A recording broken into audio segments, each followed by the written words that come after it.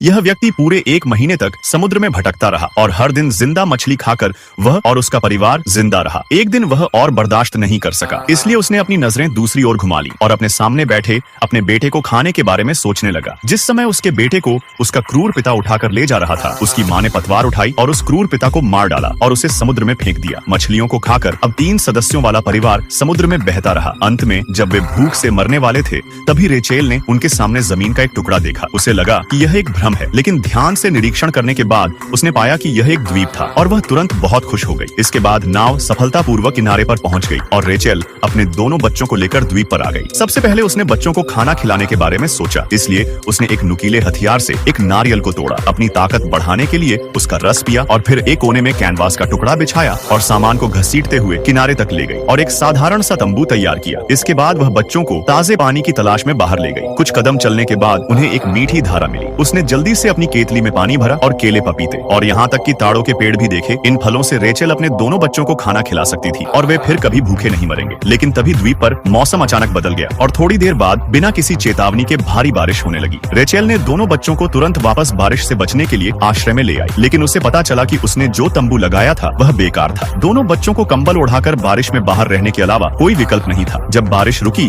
तो उनका तंबू बिखरा हुआ था और रेचेल को पता था कि उन्हें एक नया आश्रय बनाना होगा। तभी उसके लड़के ने अचानक माँ पुकारा। उसने पीछे मुड़कर देखा तो उस वीरान द्वीप पर एक छोटा लकड़ी का घर था। वह तुरंत खुशी खुशी लकड़ी के घर पर चढ़ गई।